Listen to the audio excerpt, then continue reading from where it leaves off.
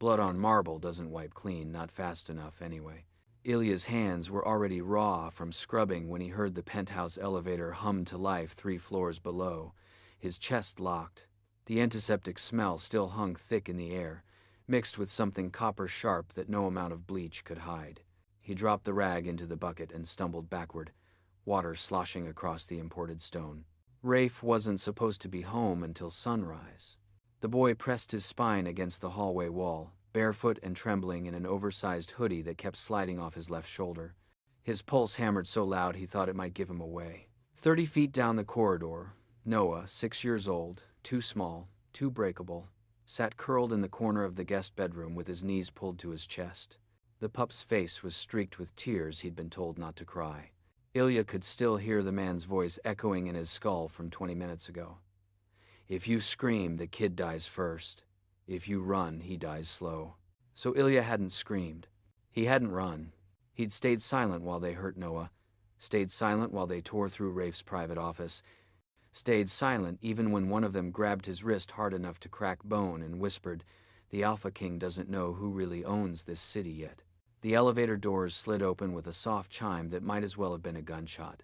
"Hi viewers, kindly tell us where you're watching from and what time it is." Rafe Calder stepped into his penthouse like he always did, shoulders squared, charcoal suit still pressed despite the late hour, jaw set in that way that made even his own security team step aside.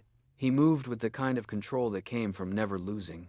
Alpha scent rolled off him in waves, sandalwood and gunpowder, dominance layered so thick it made the air feel smaller. But he stopped mid-step. His nostrils flared, head tilted slightly, the way a predator does when something doesn't smell right. His dark eyes swept the space, cataloging every shadow, every displaced object, every wrong detail. The water pooled near the hallway, the overturned chair by the kitchen island, the faint metallic tang that shouldn't exist in a home this clean. Then he saw Ilya. The boy stood frozen in the dim hallway light, one shoulder bare, hoodie hanging off his frame like he'd thrown it on in a panic. His amber eyes, usually sharp, always watching, were blown wide with terror. His lips parted like he wanted to speak, but nothing came out. Rafe's expression didn't change, didn't soften. He just stared at the Omega boy he'd taken in 2 years ago, the one he'd told his syndicate was off limits, the one who wasn't supposed to look this afraid in his own home. "Ilya." Rafe's voice was low, controlled, deadly calm. "What happened?" It wasn't a question. Ilya's throat worked. His hands balled into fists at his sides, nails cutting crescents into his palms. He opened his mouth, closed it, then lifted one shaking finger to his lips. "Stay silent, Alpha." The words came out barely louder than a breath. Rafe went completely still. His eyes narrowed, and for the first time in years, Ilya saw something flicker across the Alpha King's face that might have been shock. Because in Rafe Calder's world, no one told him to be quiet. Especially not in his own house. Ilya's gaze darted toward the guest wing just for a second, just long enough, and Rafe caught it. The Alpha's jaw tightened. He didn't move toward the boy. Didn't speak. Just followed the direction of that terrified glance down the shadowed hallway where the guest bedroom door hung half open. That's when Rafe heard it. A muffled whimper. Small, broken. Then a man's voice, low and amused, drifting out from the darkness. "Relax, pup. You'll break quieter if you stop squirming." Rafe's entire body locked. His hands flexed at his sides, instinct roaring to the surface, alpha rage, territorial fury, the kind that ended with bodies on the floor and blood under his nails. He took one step forward. Ilya moved faster. The boy lunged across the space between them and grabbed Rafe's wrist with both hands, his grip surprisingly strong for someone so small. His nails dug into the Alpha's skin hard enough to draw blood. "They'll kill him," Ilya whispered, voice breaking. "They said if you move, if you scent mark the air, if you do anything, they'll make it look like an accident." Rafe's eyes snapped down to the boy's face. Ilya's pupils were blown, his breathing shallow and uneven. There were bruises forming on his forearm, fingerprints, too large to be his own. His bottom lip was split at the corner. Dried blood crusted there like he'd bitten through it, trying not to scream. "Who?" Rafe said quietly. Ilya shook his head, tears sliding down his face now. "They said you'd know." And Rafe did. Because only one group would be bold enough to break into his home.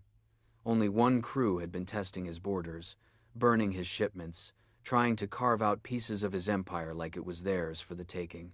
The Virex Council. 4 alpha brothers who thought power meant you could take whatever you wanted, who believed fear was the same thing as respect, who'd been humiliated 3 months ago when Rafe dismantled their trafficking operation in front of every syndicate boss on the East Coast. This was retaliation, and they'd chosen children as their leverage. Rafe's gaze shifted back to the guest wing. He could hear movement now, boots on hardwood, someone laughing low and cruel, the scrape of a chair being dragged across the floor. Noah's quiet, hiccuping sobs. His Omega pup, his responsibility, his pack. Every instinct screamed at him to move, to tear through that hallway and rip apart anyone who dared touch what was his. But Ilya's grip tightened on his wrist, and the boy's voice cracked when he spoke again. Please, not yet.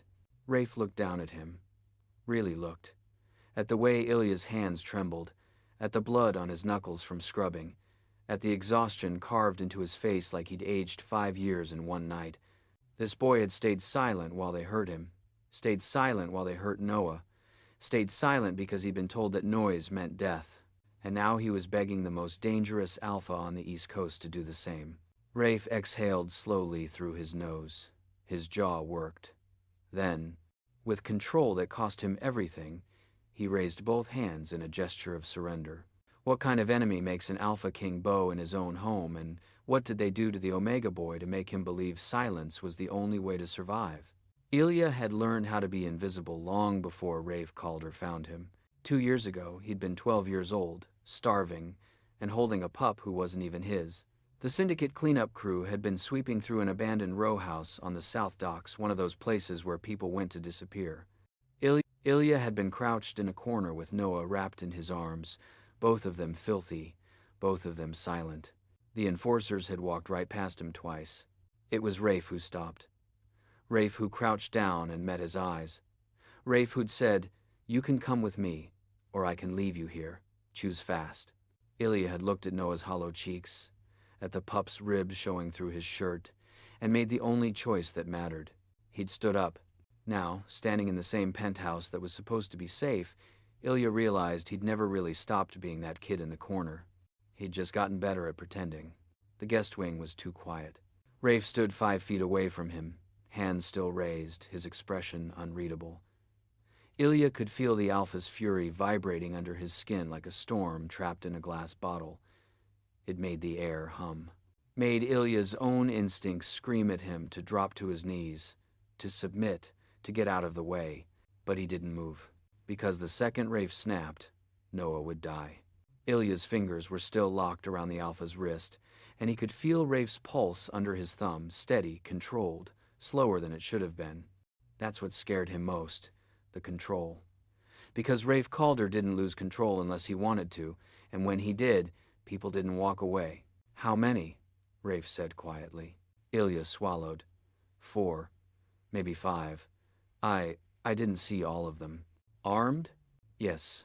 How long have they been here? 30 minutes, maybe more. Ilya's voice cracked. They came through the service entrance, disabled the alarms first, knew the codes. Rafe's jaw tightened, but he didn't look away from the hallway. Inside job. It wasn't a question, and Ilya didn't answer. He didn't have to. They both knew what it meant when someone bypassed Calder Syndicate security. It meant betrayal. It meant someone on Rafe's payroll had sold him out. "Where's Marcus?" Rafe asked. Marcus was head of security, ex-military, loyal to a fault, the kind of man who'd take a bullet before letting someone breach the penthouse. Ilya shook his head. "I don't know. He didn't answer when I tried to reach him." Rafe's eyes flickered, just for a second. Then his expression went blank again, and Ilya felt his stomach drop. If Marcus was gone, that meant this wasn't just a break-in. It was an execution. From the guest bedroom, Noah whimpered again, high and thin, the sound a pup makes when it's trying not to cry but can't help it. Ilya's chest clenched so hard he thought his ribs might crack. He wanted to run to Noah. Wanted to scoop him up and get him out of this place, but his legs wouldn't move. Because the man inside that room had promised that if Ilya moved, Noah would be the first to die. "Let me see your hands," Rafe said suddenly. Ilya blinked. What? Your hands. Show me. Ilya hesitated, then slowly released Rafe's wrist and held up his own hands. They were shaking. Bruises ringed both wrists like cuffs, dark purple and fresh. His knuckles were scraped raw from scrubbing the floor, and there was blood crusted under his nails, some of it his, some of it Noah's. Rafe stared at them for a long moment. Then his gaze traveled up Ilya's arms, lingered on the split lip, the way the hoodie hung off one shoulder to reveal a bruise blooming along his collarbone. They touched you, Rafe said. It wasn't a question. Ilya dropped his hands. It doesn't matter. It does. No. Ilya's voice came out sharper than he meant it to. It doesn't. Because if you go in there right now, Noah dies. And I'm not letting that happen.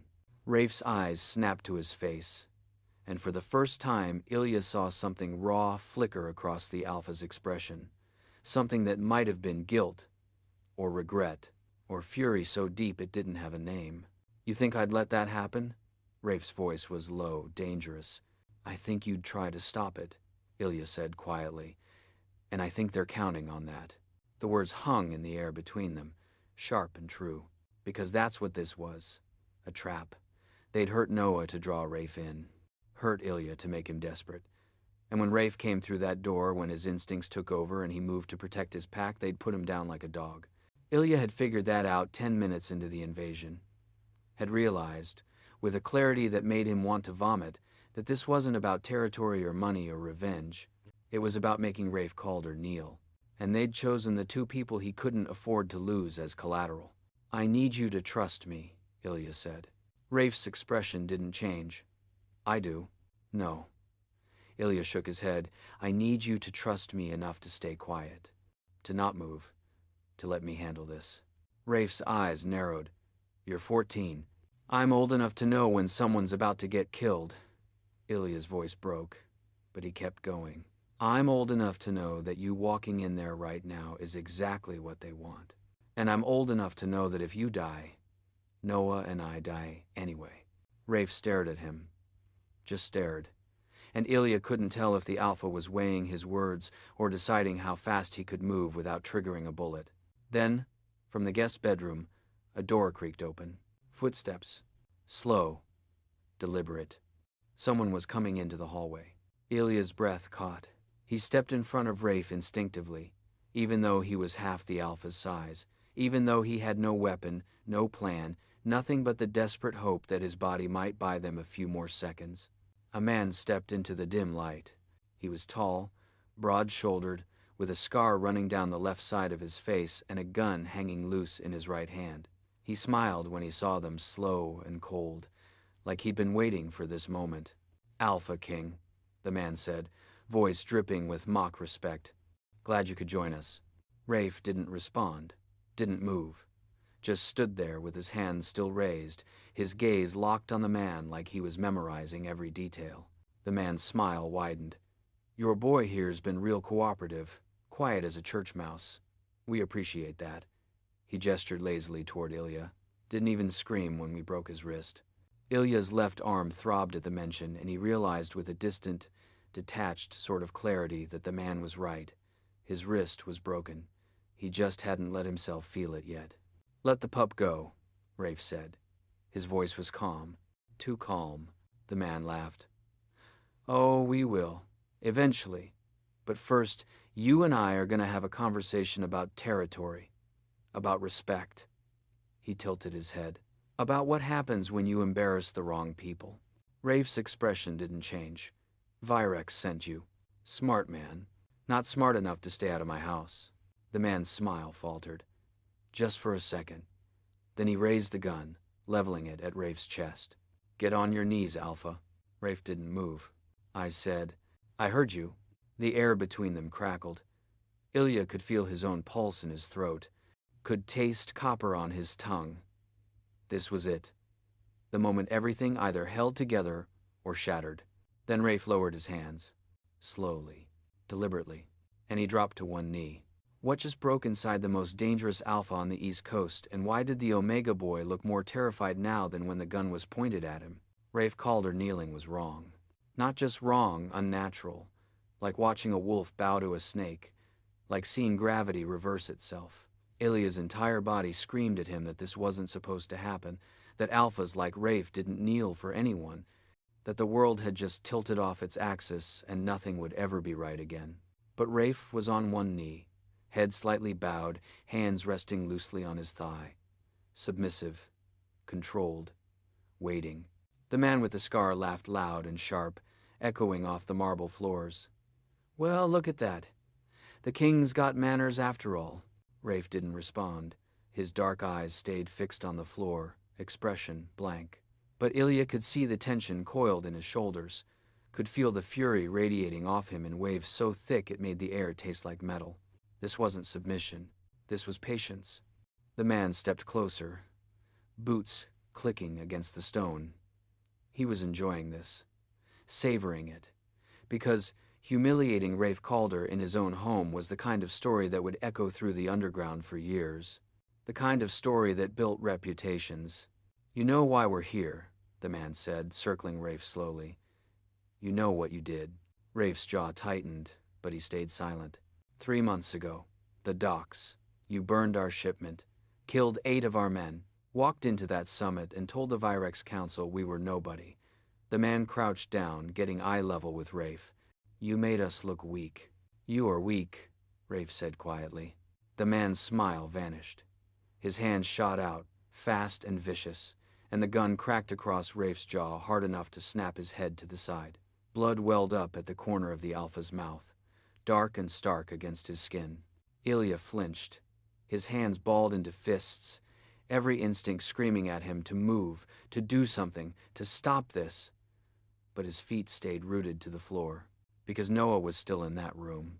Rafe straightened slowly, wiping blood from his lip with the back of his hand. When he looked up, his eyes were cold. Empty. The kind of look that made people disappear. "Feel better?" Rafe asked. The man's face flushed. "You think this is a game?" "I think you're stalling." "Stalling?" The man stood pacing again. "No, Alpha, I'm making a point. You don't own this city. You don't own us. And you sure as hell don't own these," he gestured toward Ilya with the gun. "Little strays you keep around like pets." Ilya's stomach dropped. "Virex wants you to understand something," the man continued. "You're not untouchable. Your house isn't safe. Your pack isn't safe." He stopped pacing and leveled the gun at Ilya's chest. "And if you don't start playing by our rules, we'll take everything you care about piece by piece." Rafe's head lifted, his gaze locked onto the man, and for the first time, Ilya saw the full weight of what the Alpha King really was. Not human, not reasonable, something older and sharper and so far beyond mercy it didn't have a word. "Point the gun somewhere else," Rafe said softly. The man smirked. "Or what?" "Or, I'll show you what I did to the last person who threatened my pack." The temperature in the room dropped. Even the man seemed to feel it, because his finger hesitated on the trigger, just for a second. Then another voice called out from the guest bedroom. "Yo, Marcus just woke up. Want me to finish him, or you want to do it?" Ilya's breath caught. "Marcus is alive." The man with the scar glanced over his shoulder, distracted. "Keep him breathing. We might need him for..." Rafe moved. 1 second he was kneeling. The next, he was on his feet, closing the distance between him and the man in a blur of motion so fast Ilya didn't even see it happen. Rafe's hand shot out, grabbed the man's wrist, and twisted hard. The gun clattered to the floor. The man barely had time to gasp before Rafe's other hand locked around his throat and slammed him into the wall with enough force to crack the drywall. "You don't get to threaten them," Rafe said, voice low and deadly. "You don't get to touch them. You don't even get to look at them." The man choked, clawing at Rafe's hand. His face turned red, then purple. Rafe Ilya started, but the Alpha didn't seem to hear him. "You came into my house," Rafe continued, tightening his grip. "You hurt my Omega. You hurt my pup, and you thought I'd negotiate?" The man's eyes bulged. His legs kicked uselessly against the wall. "Rafe, stop," Ilya shouted. Rafe's head snapped toward him. For a second, Ilya thought the Alpha wouldn't recognize him, thought whatever had taken over was too far gone to pull back. But then Rafe's gaze focused, and his grip loosened just slightly. "They still have Noah," Ilya said quietly. "If you kill him, they'll hear it." Rafe stared at him. Then, slowly, he released the man. The guy crumpled to the floor, gasping and coughing, one hand clutching his throat. Rafe crouched down next to him, voice calm again. "Controlled. Here's what's going to happen. You're going to walk back into that room.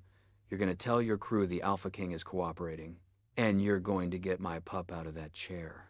The man wheezed, still struggling to breathe. "And if I don't?" Rafe leaned in close, his voice dropping to a whisper that somehow felt louder than a scream. "Then I'll make sure every single person you've ever cared about knows exactly what it feels like to beg for death." The man's face went pale. "Now get up," Rafe said. The man scrambled to his feet, stumbling toward the guest bedroom without another word. The door slammed shut behind him, and the hallway fell silent again. Ilya exhaled shakily. His legs felt like they might give out. "You almost killed him." "I should have," Rafe said, not looking at him. "If you had—" "I know."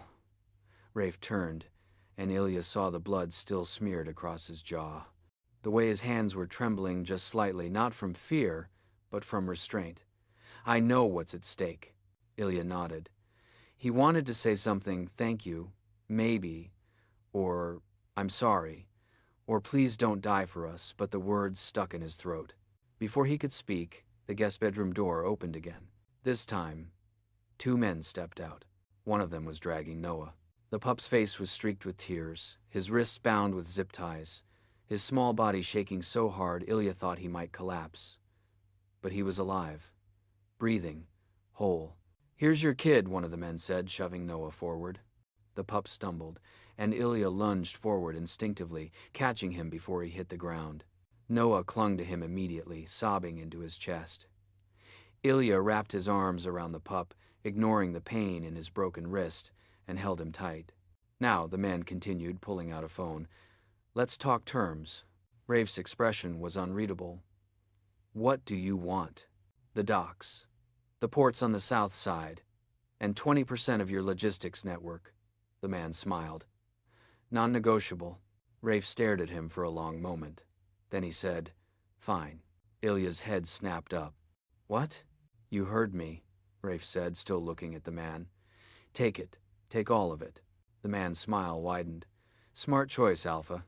But here's the thing," Rafe continued, his voice soft. "Dangerous. You're not walking out of this building." The man's smile faltered. "What?" "You broke into my house, hurt my pack, thought you could humiliate me and walk away." Rafe took a step forward. "You were wrong." The man raised his gun again, but this time the lights cut out. Every single one. The penthouse plunged into darkness, and Ilya heard the unmistakable sound of boots hitting the floor fast, coordinated, disciplined. Emergency shutters slammed down over the windows with a metallic roar, sealing them in. Someone screamed. Then gunfire, and through it all, Rafe's voice, calm and cold as winter. "Welcome to my house. Who's been watching from the shadows the entire time, and why did the Omega Boy just realize he and the Alpha King were never alone?" The darkness swallowed everything. Ilya dropped to the floor, pulling Noah down with him. His broken wrist screamed in protest, but he didn't let go. He curled his body around the pup, shielding him, trying to make both of them as small as possible while chaos erupted around them. Gunfire cracked through the air, sharp, deafening, too close. Someone shouted. Another voice cut off mid-scream. Glass shattered somewhere to the left. Boots pounded against marble, moving fast, coordinated, nothing like the panicked scrambling of the Virex crew. These were professionals. Calder enforcers. Ilya pressed his face against Noah's hair, felt the pup trembling beneath him, and whispered, "Don't look. Don't look. Just breathe." Noah whimpered, but stayed still. The penthouse smelled like gunpowder now, like blood, like fear thick enough to choke on. Ilya's heart hammered so hard he thought it might crack his ribs. He wanted to close his eyes, wanted to disappear, wanted to be anywhere but here.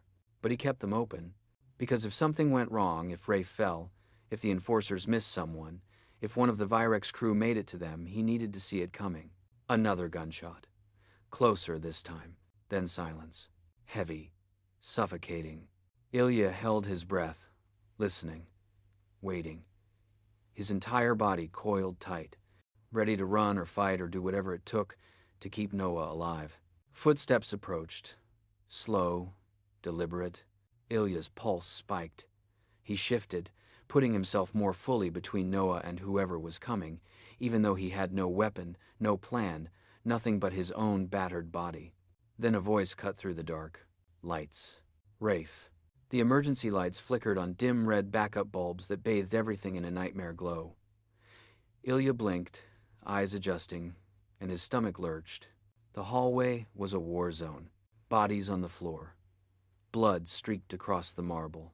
Broken glass everywhere. The Virex crew, what was left of them, were either dead or restrained, zip-tied and disarmed, faces pressed to the ground with enforcers standing over them. And in the center of it all stood Rafe.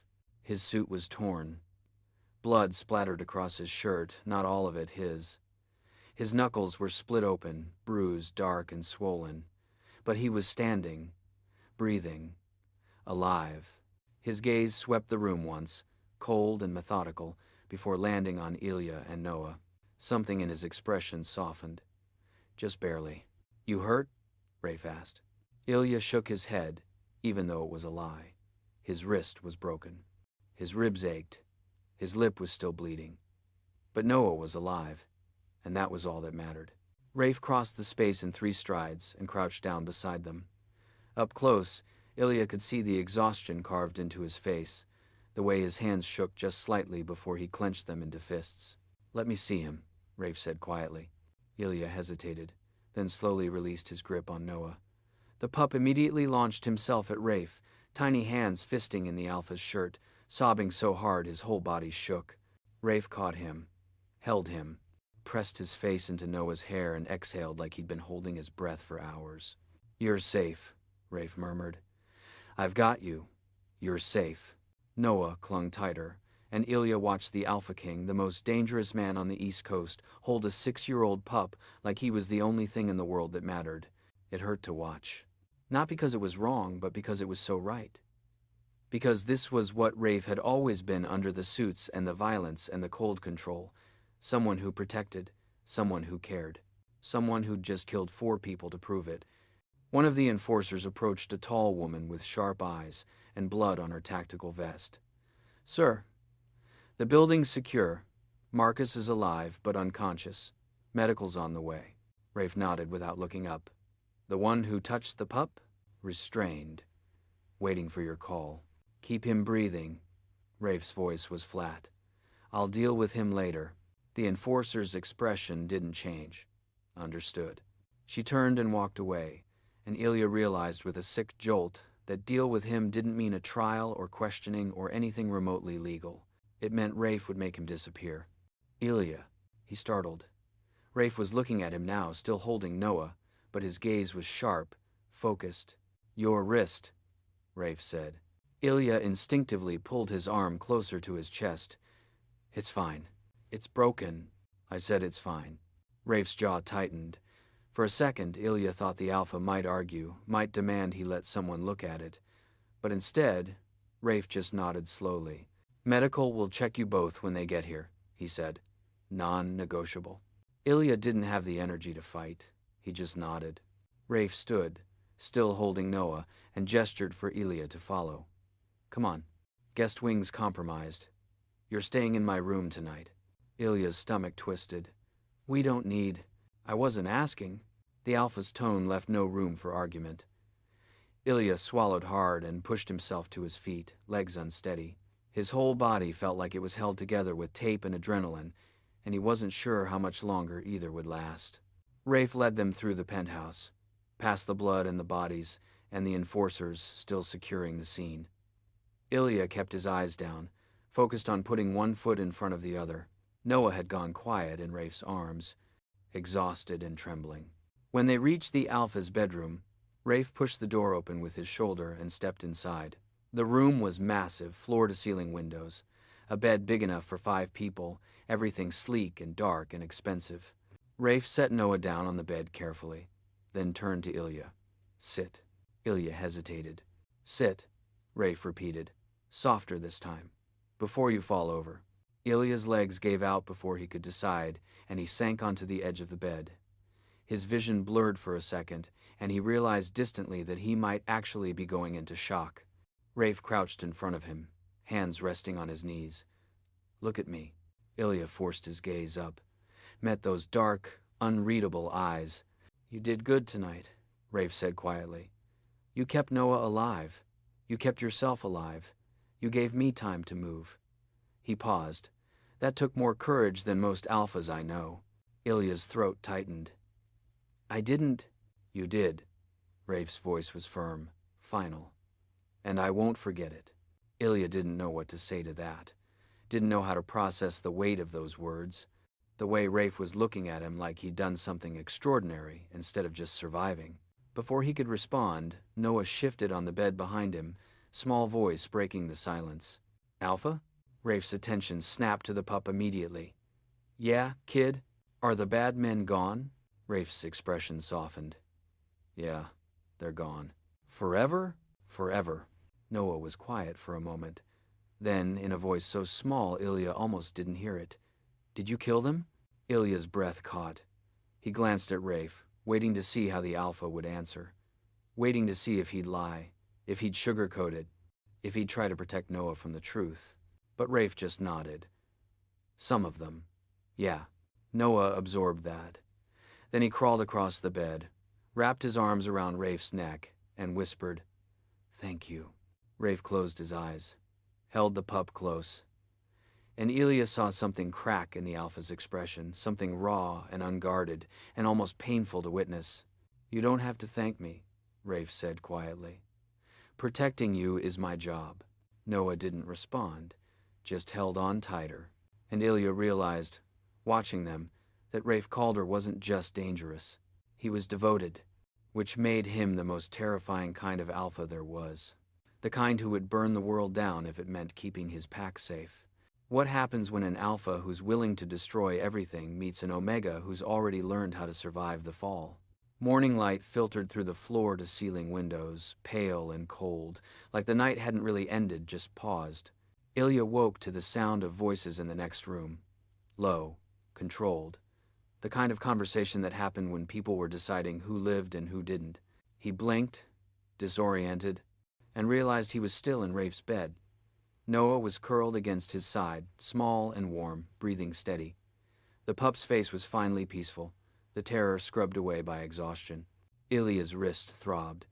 Someone had wrapped it while he slept, clean white bandages, professional and tight. He flexed his fingers experimentally and hissed at the sharp pain that shot up his arm. Broken. Definitely broken. The voices in the other room grew louder. Ilya carefully extracted himself from Noah's grip, tucking a blanket around the pup, and slid out of bed. His legs felt shaky. His entire body ached like he'd been hit by a truck. He padded barefoot to the door, cracked it open, and listened. "Don't care what Virex says. They violated neutral ground. They came into my home. They touched my pack." Rafe's voice was cold, final. "This ends now. Sir, if we move too fast, the other syndicates might." "Let them." Rafe cut the enforcer off. "Let them see what happens when you cross me." Silence. Then another voice. Quieter. "What about the boy?" "The Omega. He saw everything." Ilya's stomach dropped. "He's pack," Rafe said flatly. "That's all anyone needs to know. But he's not bonded, not claimed. If the council starts asking questions, then I'll answer them."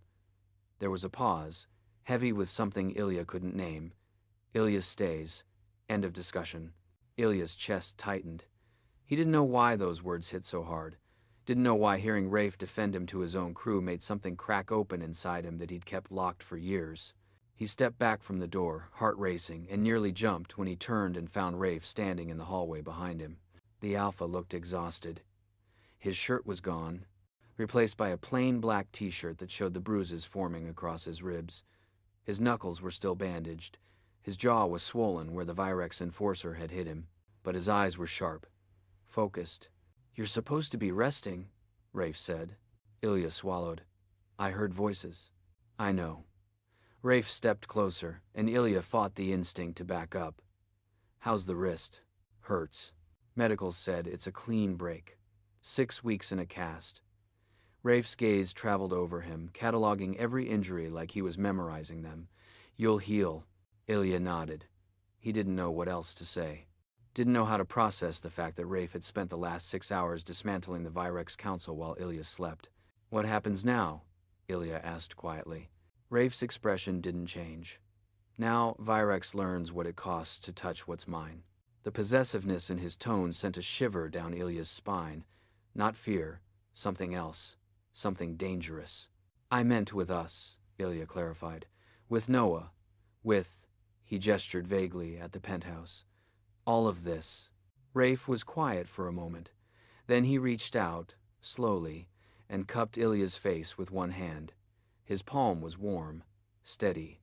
The touch was so gentle it made Ilya's throat ache. You're safe, Rafe said. Both of you. That's not changing. Ilya wanted to believe him. Wanted to let himself fall into the security of those words and trust that Rafe would keep them.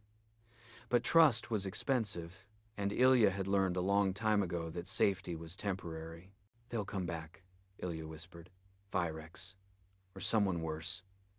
They'll keep coming until... Until what? Rafe's thumb brushed across Ilya's cheek. Until I'm dead? Until you are? His jaw tightened. That's not going to happen. You can't promise that. I just did. Ilya stared at him. At the bruises. At the blood still crusted under the Alpha's nails. At the exhaustion carved into his face and the absolute certainty in his eyes. Rafe Calder had killed for them last night, and he'd do it again. Why? Ilya asked, voice breaking. Why do you care this much? Rafe's expression softened. Just barely. Because you're mine. The words hung between them, heavy and undeniable. Not a question, not a request. A claim. And Ilya realized, standing there in the cold morning light with Rafe's hand still cradling his face, that he didn't want to run from it. He wanted to believe it. Before he could respond, Noah's voice called out from the bedroom. Ilya? Rafe dropped his hand immediately, stepping back. Go. I'll handle the rest. Ilya hesitated, then nodded and slipped back into the room.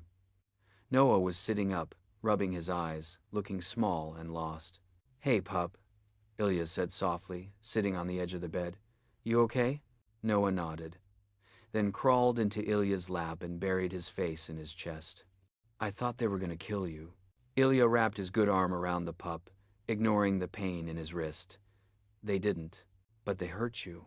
I'm fine. Noah pulled back, looking up at him with wide, tear-filled eyes. You're lying. Ilya's chest tightened. Maybe a little. Noah was quiet for a moment. Then he said, Alpha Rafe killed them.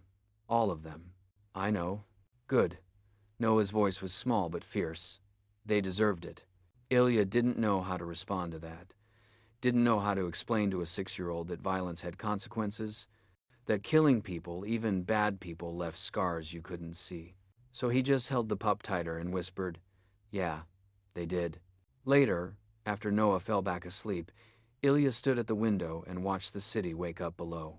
The sun was rising over the skyline, painting everything gold and red, and for the first time in 2 years, Ilya let himself wonder what it would feel like to stop running, to stay, to let Rafe Calder be the alpha he'd been too afraid to trust. Behind him, the door opened. Rafe stepped inside, silent as always, and stood beside him at the window. They didn't speak, didn't need to, because some promises didn't require words. They just required a choice, and Ilya had already made his. When an alpha marks you as pack, is it protection or possession? And what happens when the Omega realizes he doesn't know the difference anymore? The call came 3 days later. Rafe was in the middle of a syndicate meeting when his phone buzzed once, sharp and insistent. He glanced at the screen and his entire body went rigid. Unknown number. But the message was clear. We have your security chief. If you want him back, the Omega boys are the price. Rafe stood so fast his chair scraped against the floor. Every alpha in the room went silent, eyes snapping to him. He didn't explain, didn't need to. The look on his face said everything. Someone had just declared war. Back at the penthouse, Ilya was teaching Noah how to tie his shoes when the door burst open. Enforcers flooded in 6 of them, armed, moving with the kind of precision that made Ilya's stomach drop. "What's happening?" Ilya demanded, pulling Noah behind him. One of the enforcers, a woman named Kendra with sharp eyes and no patience, gestured toward the hallway. "We're moving you." "Now." "Moving us where?" "Safe house. Alpha's orders." Ilya's pulse spiked. "Why? What happened?" Kendra's jaw tightened. "Virex isn't done. They took Marcus. Left a message." She paused, and her gaze flicked to Noah before returning to Ilya. "They want you." The words hit like a fist to the chest. Ilya's breath caught, and Noah whimpered behind him, small hands fisting in his shirt. "They can't have us," Ilya said, voice steadier than he felt. "That's why we're moving you." Kendra stepped closer, lowering her voice. "But you need to understand, Virex just made this personal. And when Rafe makes something personal, people die." Ilya swallowed hard. "Marcus is bait." Kendra's expression was grim. "They want Rafe to come after him, want him emotional, reckless. And if you two are anywhere near the blast radius when that happens, you're dead." Ilya's legs felt shaky, but he nodded. "Okay, we'll go." Kendra gestured toward the door. "Pack light. We leave in 5. Ilya grabbed Noah's hand and hurried toward the guest bedroom. His mind raced, cataloging everything they'd need: clothes, Noah's stuffed bear, the photo of them Rafe had taken last month. His hands shook as he stuffed items into a bag, and Noah clung to his leg the entire time. "Are we coming back?" Noah asked quietly. Ilya hesitated. "I don't know." "Is Alpha Rafe gonna be okay?" Ilya's voice cracked. "I hope so." They were halfway to the elevator when Rafe appeared. He looked like he'd run the entire way, shirt untucked, jaw set, eyes blazing with something too sharp to be just anger. He crossed the distance in 3 strides and dropped to one knee in front of Noah. "Hey, pup," Rafe said, voice softer than Ilya had ever heard it. "You trust Kendra?" Noah nodded. "Good. You're gonna go with her for a little while. Stay safe. Stay quiet." Rafe's hand rested on top of Noah's head, and the pup leaned into the touch. "Can you do that for me?" "Yes, Alpha." Rafe's expression flickered something raw and unguarded. Then he stood and turned to Ilya. "You too." Ilya shook his head. "I'm not leaving you." "Yes, you are." "No." Ilya stepped forward, ignoring the enforcers watching them. "Marcus is your friend, your security chief, and they took him because of us. I'm not running while you—" "While I what?" Rafe's voice was low. "Dangerous." "While I do what needs to be done?" "While you get yourself killed." Ilya's hands balled into fists. "That's what they want, Rafe. They want you angry. They want you to walk into a trap." Rafe stared at him. "You think I don't know that? I think you're going anyway." Rafe didn't deny it, just held Ilya's gaze, and the silence between them said everything words couldn't. Finally, Rafe reached out and gripped Ilya's shoulder. "If I don't come back—" "Don't," Ilya's voice broke. "Don't say that." "If I don't come back," Rafe continued, steady and relentless, "Kendra will take care of you. Both of you. There's money, resources. You'll be protected." "I don't want your money." Ilya's eyes burned. "I want you to come back." Rafe's grip tightened. Then he pulled Ilya forward and pressed his forehead against the boy's, a gesture so intimate, so claiming, that Ilya's breath caught. "I will," Rafe whispered. "I promise." Then he let go, turned, and walked away. Ilya watched him disappear down the hallway, and something inside him shattered. Because promises were just words, and words didn't stop bullets. 2 hours later, Ilya sat in the back of an armored SUV, Noah asleep against his side, staring out the window at the city lights blurring past. Kendra was driving, silent and focused. 2 other enforcers sat in the front, weapons ready, eyes scanning every shadow. Ilya's phone buzzed. He pulled it out, expecting a message from Rafe. Instead, it was an unknown number. "The Alpha thinks he's smart. But we've been watching. We know where you are. We know where you're going. And when he falls, you'll be next." Ilya's blood went cold. He showed the message to Kendra. Her expression darkened, and she immediately radioed the other vehicles in their convoy. "We've been compromised," she said. "Rerouting now." But before she could finish, Headlights flooded the road ahead, 3 black vans, moving fast, cutting off their path. Kendra cursed and slammed on the brakes. The SUV skidded, tires screeching, and Ilya grabbed Noah instinctively as they lurched forward. "Stay down!" Kendra shouted. The side window exploded. Glass shattered inward, and Ilya threw himself over Noah, shielding the pup with his body. Gunfire erupted, sharp, deafening cracks that made his ears ring. The SUV rocked as bullets tore through metal. "Go, go, go!" one of the enforcers screamed. Kendra floored it, swerving around the vans, but more vehicles appeared surrounding them, boxing them in. Ilya's heart slammed against his ribs. Noah was sobbing beneath him, small and terrified. "It's okay," Ilya whispered, even though it wasn't. "It's okay. I've got you." Another impact. The SUV spun, tires losing traction, and they careened off the road. Ilya's head cracked against the window. Pain exploded through his skull, bright and blinding. Then everything went dark. When Ilya woke, he was on the ground. Cold pavement beneath him. The smell of gasoline and blood thick in the air. His vision swam, and he blinked hard, trying to focus. Noah. Where was Noah? He tried to sit up, but his arms were zip-tied behind his back. Panic flooded through him, sharp and visceral. "Noah!" he shouted, voice raw. "He's fine." Ilya's head snapped toward the voice. A man stepped into view, tall, broad-shouldered, with cold eyes and a gun hanging loose in his hand. "For now," the man added. Ilya's stomach twisted. "Where is he?" "Safe, as long as you cooperate." "What do you want?" The man smiled. "Same thing we wanted before." Rafe Calder on his knees. "And you're the bait that's going to get him there. What happens when the trap closes and the Omega realizes he's not just bait, he's the weapon they've been sharpening all along?" Ilya had been tied up before. Twice, actually. Once when he was 11, by a pack that didn't believe Omegas had rights. Once when he was 13, by traffickers who'd seen him as prophet.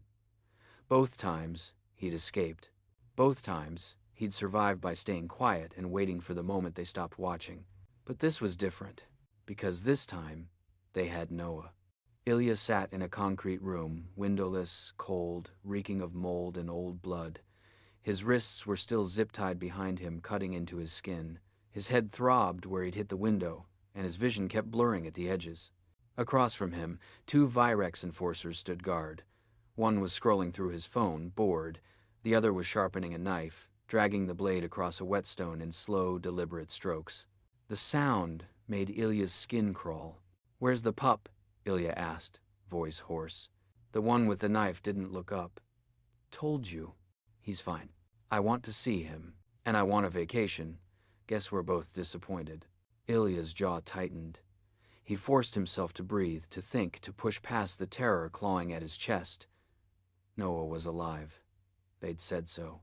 And as long as he was alive, there was still time. Time for what? Ilya didn't know. But he'd figure it out. He always did. The door opened, and a third man walked in, older, gray-haired, with a scar running from his temple to his jaw. He looked at Ilya like he was assessing livestock. "So you're the famous Omega," the man said. "The one Rafe Calder keeps like a pet." Ilya didn't respond. The man crouched down, getting eye level. "You don't look like much. Scrawny, broken wrist, scared." He tilted his head. "What does he see in you?" Ilya met his gaze, unflinching. "Ask him yourself." The man laughed. "Oh, we will, soon as he shows up." He stood, brushing off his knees. "And he will show up, because that's what alphas like him do. They think they can save everyone, fix everything." He paused. "It's what gets them killed." Ilya's stomach turned. "If you hurt him, you'll what?" The man's smile was cold.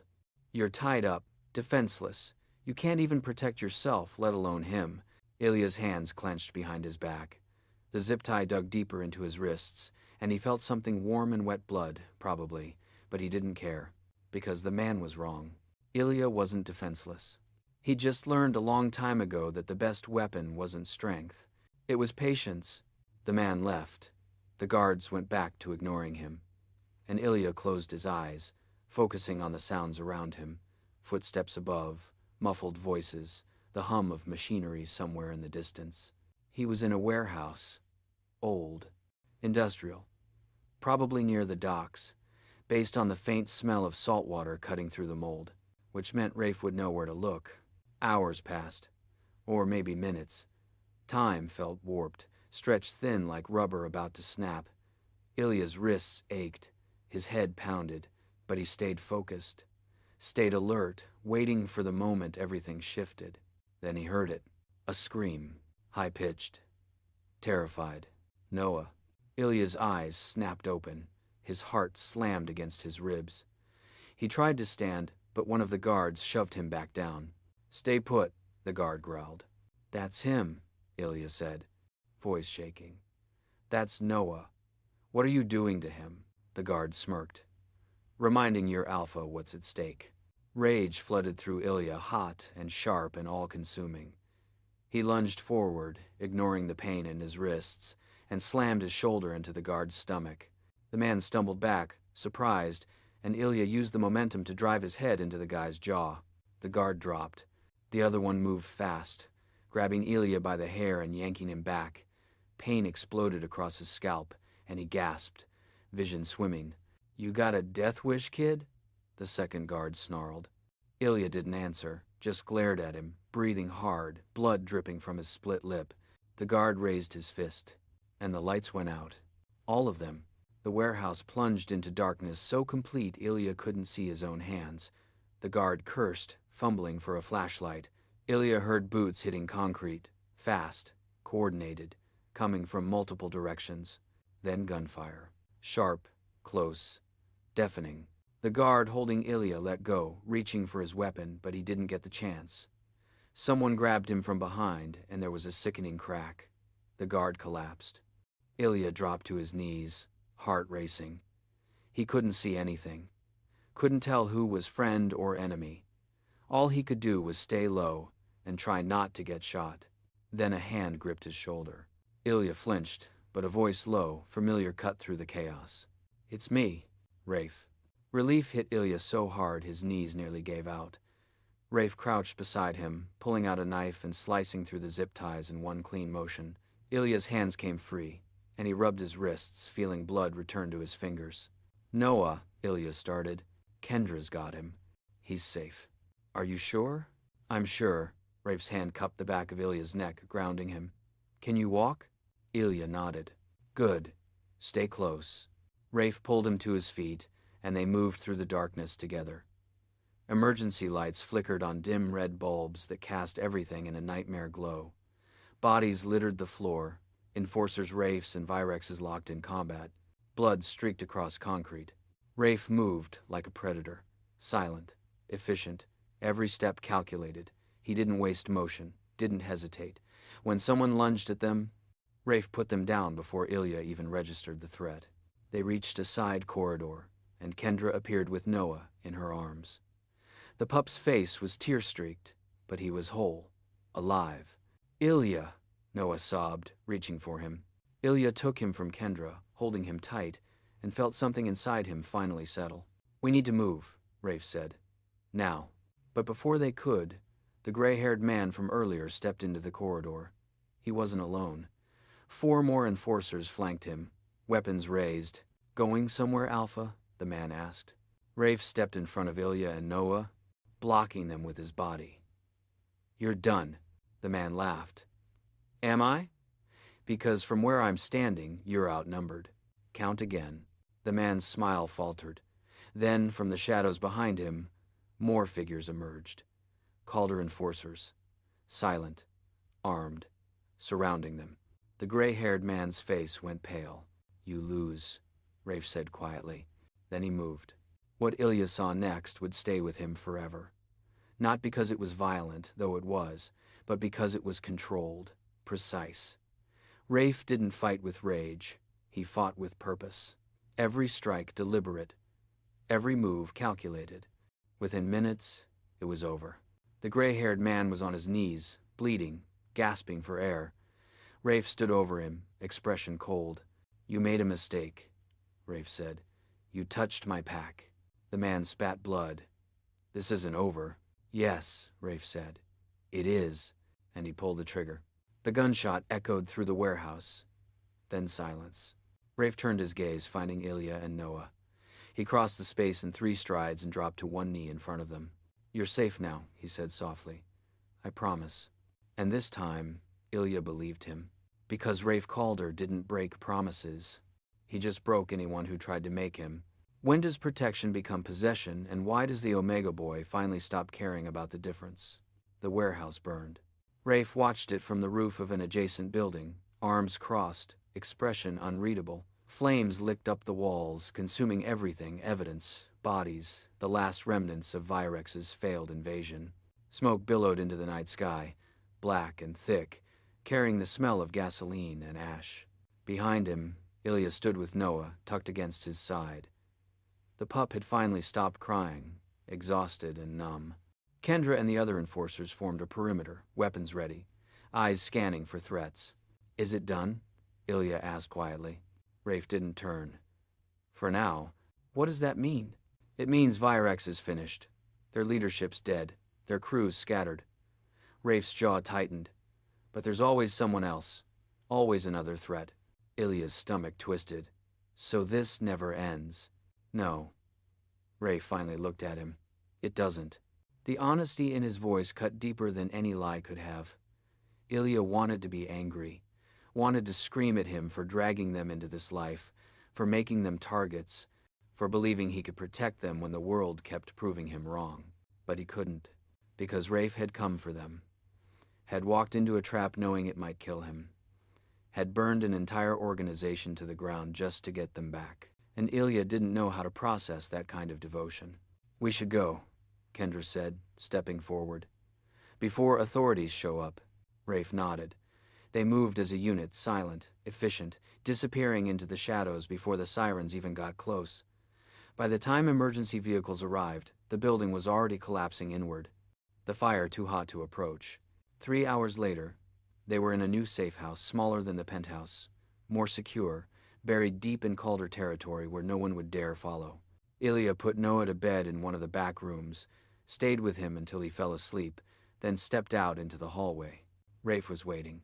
He leaned against the wall, head tilted back, eyes closed. Blood still smeared his shirt. His knuckles were bruised and swollen. He looked like he'd aged 10 years in one night.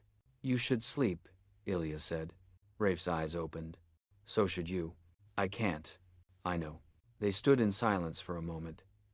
Then Ilya asked the question that had been clawing at him since the warehouse. Why did you do it? Rafe straightened. Do what? Risk everything.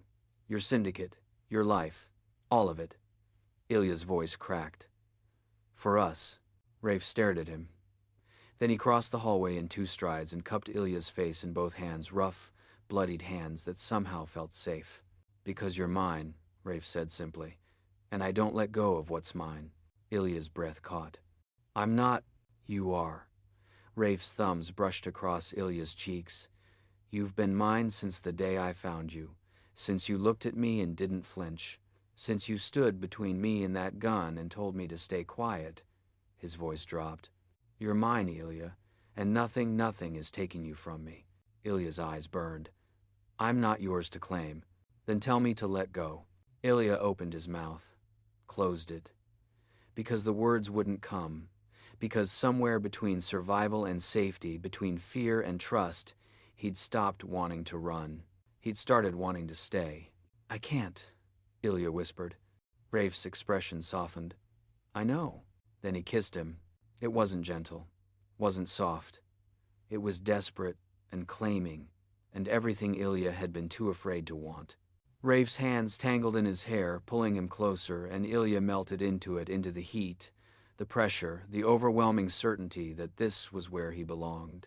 When they finally pulled apart, both breathing hard, Rafe rested his forehead against Ilya's. You're safe, he murmured. I swear it.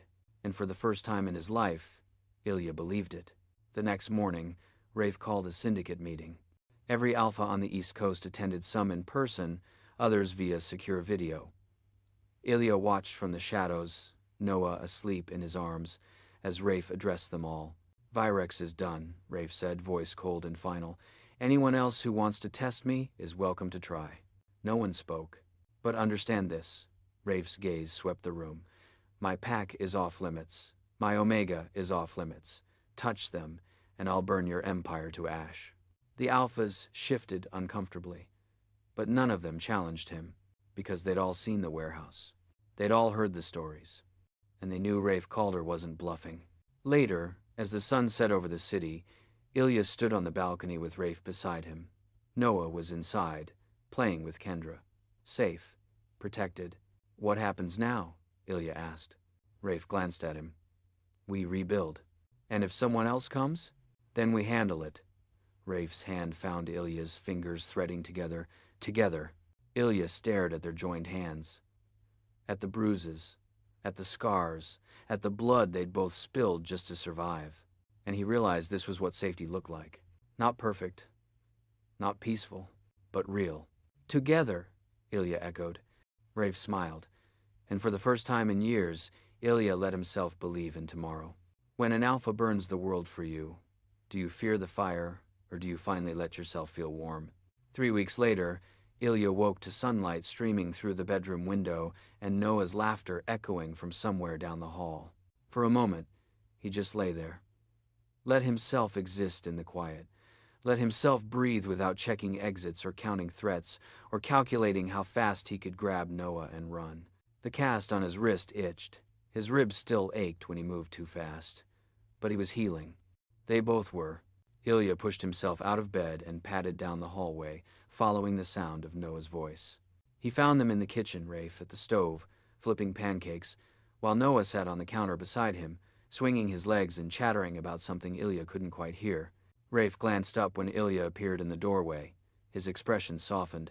Morning, Rafe said. Morning. Ilya leaned against the doorframe, arms crossed. You cook now? I'm trying. Rafe gestured at the pancakes. Noah said these are supposed to be round. I'm not sure I'm succeeding. Noah giggled. They look like blobs. Thanks, pup. Very helpful. Ilya smiled despite himself. It was such a normal scene. Domestic, safe. The kind of thing he'd never let himself imagine before because imagining it meant hoping for it, and hope hurt too much when it got ripped away. But maybe, just maybe, this time it wouldn't. Sit, Rafe said, nodding toward the table. Food's almost ready. Ilya hesitated, then crossed the kitchen and sat. Noah scrambled off the counter and climbed into the chair beside him, leaning against his side. Alpha made me pancakes, Noah said proudly. I see that. And he said we're staying here forever. Ilya's chest tightened. He glanced at Rafe, who was plating the pancakes with surprising care. Is that true? Ilya asked quietly. Rafe set the plates on the table and sat across from them. If you want it to be, what if I don't? Rafe met his gaze. Then we figure something else out. Ilya stared at him. At the Alpha who'd killed for them, bled for them, burned an empire just to keep them safe, who was now offering him a choice instead of a command. I want to stay, Ilya said. Rafe's expression didn't change, but something in his eyes softened. Good. They ate in comfortable silence. Noah demolished his pancakes, syrup smeared across his face. Ilya picked at his appetite still shaky. Rafe watched them both, quiet and protective, and Ilya realized with a jolt that this was what pack felt like. Not just survival. Belonging. After breakfast, Kendra stopped by to drop off supplies and check the perimeter. She found Ilya on the balcony, staring out at the city. You settling in okay? She asked. Ilya nodded. Yeah, I think so. Good. Kendra leaned against the railing beside him. Rafe's different with you two around. Different how? Calmer. Focused. She paused. Human. Ilya didn't know how to respond to that. Didn't know if it was a compliment or a warning. He cares about you, Kendra continued. More than he's cared about anyone in a long time. Maybe ever. I know. Do you? Kendra turned to look at him. Because caring for someone like Rafe isn't a feeling. It's a commitment. And commitments, in his world, mean blood. Ilya's stomach twisted. I know that too. Then you know what you signed up for. I didn't sign up for anything, Ilya said quietly. I just stopped running. Kendra studied him for a moment. Then she nodded. Fair enough. She left. Ilya stayed on the balcony, watching the sun climb higher, and tried to figure out what came next. That night, after Noah fell asleep, Ilya found Rafe in the living room. The alpha sat on the couch, head in his hands, looking more exhausted than Ilya had ever seen him. You okay? Ilya asked. Rafe looked up. Yeah, just tired. Ilya sat beside him. You don't have to carry everything alone. I know. Do you? Rafe's jaw tightened. I'm not good at letting people help. I noticed. They sat in silence for a moment. Then Rafe reached out and pulled Ilya closer, tucking him against his side. Ilya let himself relax into the touch, feeling the steady rise and fall of Rafe's breathing. Thank you, Ilya said quietly. For what? For not giving up on us. Rafe pressed a kiss to the top of his head. Never. And Ilya believed him, because some bonds weren't built on words. They were built on survival, and theirs had been forged in fire. What does forever look like when you've spent your whole life learning how to leave? 6 months later, Ilya stood in the penthouse kitchen, watching Noah practice his reading at the table. The pup's tongue stuck out in concentration, small finger tracing the words on the page. Outside, the city glittered in the late afternoon sun, alive and chaotic and beautiful. Rafe appeared behind him, arms sliding around his waist, chin resting on his shoulder. He's getting better, Rafe murmured. He is. Ilya leaned back into the alpha's warmth. Kendra says he might be ready for regular school next year. If that's what he wants. It is. They stood like that for a moment, quiet and content. Then Rafe's grip tightened slightly. I need to tell you something, he said. Ilya's stomach dropped. What? There's been talk. Other syndicates. They're asking questions about you. What kind of questions? The kind that end with me making very clear you're mine. Rafe turned Ilya to face him. I want to bond you. Officially. Publicly. Ilya's breath caught. Rafe, I know it's fast. I know we're still figuring things out. But I need them to understand you're not temporary. You're not negotiable. His dark eyes searched Ilya's face. You're my Omega, my pack. And I want everyone to know it. Ilya stared at him. At the alpha who'd saved him. Protected him. Loved him in the only way he knew how. Fiercely. Completely. Without reservation. Okay, Ilya whispered. Rafe blinked. Okay? Yeah. Ilya's hands fisted in Rafe's shirt. Bond me. Claim me. I don't care what they call it. I want to be yours. Rafe's expression cracked. He pulled Ilya into a kiss deep in claiming and everything they'd both been too afraid to name before.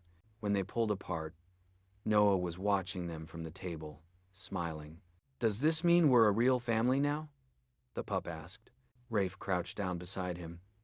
We've always been a real family, pup. This just makes it official. Noah launched himself at Rafe, wrapping small arms around the alpha's neck. Ilya joined them, and for a moment, they just held each other, three people who'd survived hell and somehow found home on the other side. Later that night, after Noah was asleep, Rafe and Ilya stood on the balcony together. The city stretched out below them, endless and alive. You ever regret it? Ilya asked. Taking us in? Rafe glanced at him. Not for a second. Even with everything that happened? Especially because of it.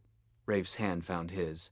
You made me remember what I was fighting for. Not territory, not power, this. He gestured at the penthouse. You, Noah, family. Ilya's throat tightened. I love you. The words hung in the air, fragile, terrifying, true. Rafe turned, cupping Ilya's face in both hands. I love you too. More than I thought I could love anything. They kissed under the stars. And Ilya finally let himself believe in forever. Because some stories don't end with escape. They end with coming home. 2 weeks later, the bonding ceremony was held in private, just pack, just family. Rafe marked Ilya's neck with a claiming bite that made the Omega gasp and shudder and finally understand what it meant to belong. Noah cried. Kendra smiled. The other enforcers stood witness. And when it was over, Rafe pulled Ilya close and whispered, Mine. Ilya smiled against his chest. Yours. The city kept turning. Threats kept coming. But now, they faced them together. Because Rafe Calder had learned something the night Ilya told him to stay silent. Power wasn't about control. It was about protecting the people you couldn't live without. And Ilya had learned something too. Safety wasn't a place. It was a person. Months later, when another threat emerged, Ilya didn't freeze, didn't run. He stood beside Rafe, Noah protected between them, and faced it head on. Because that's what Pack did. They survived. Together. And as Rafe looked at him proud, fierce, unbreakably in love, Ilya realized the truth. He wasn't just surviving anymore. He was living. And that made all the difference. The end. Thank you for watching this powerful story of survival, love, and found family. If this story moved you, please subscribe to our channel and turn on notifications so you never miss another inspiring tale. We have so many more stories coming that will touch your heart and remind you of the power of resilience and love. Drop a comment below sharing your thoughts. Your words might inspire someone else who needs to hear them today. Remember, every story has the power to change someone's life. Don't forget to share this with someone who needs hope. Until next time, stay strong, stay loved, and keep believing in second chances.